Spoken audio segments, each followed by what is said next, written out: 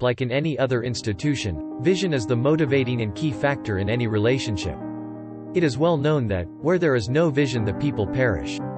Proverbs chapter 29 verse 18. The same concept is very critical for any meaningful relationship to work. If it lacks vision, it lacks control and the parties involved end up casting off restraint. You can guess what will happen.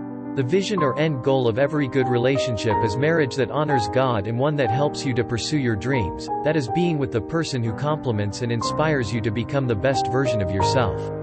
Compatibility is also key to consider.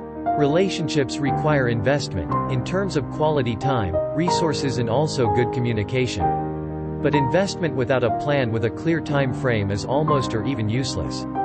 What I mean is having objectives that you intend to sacrifice to achieve for the common good of the parties involved. These objectives may include walking in purity, integrity, serving the Lord with a whole heart and anything else that contributes to the end product, a marriage that honors God. Dangers of visionless relationship. A relationship that lacks a clear vision leads to a dead end and many sorrows. The most known consequence of such is fornication, compromise. This happens because there was no effort of having a goal or even not objectively following your vision. You may still have a vision but end up compromising. Why? Because the two parties did not objectively, intentionally pursue their vision.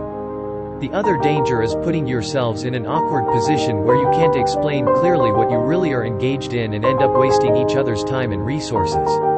This is painful. You end up being entangled, attached to a person who is wasting you time and fooling you. The end result of such relationship is hatred and unforgiveness that make you mind and heart sick as you try to figure out what really happened. Hate end up poisoning you soul. For believers, this is the time when the enemy take advantage and brings in a state of great depression and agony and you end up being ineffective.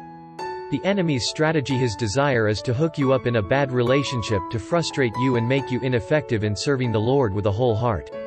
I personally experienced this and it is worse, trust me. Affect doing this, he condemns you. Condemnation is the greatest weapon in the enemy's arsenal, and therefore he will frustrate you because you ended in a relationship that made you to compromise. Conclusion: having a great vision is necessary but it's not enough. Involving the Lord in every step is the key to a successful relationship that will lead to an honorable marriage. It is the will of the Father to give you the best if only you trust in His leading. It takes the grace of God for a relationship to work, it's not by our own effort. For God works in us both to will and to do His good pleasure.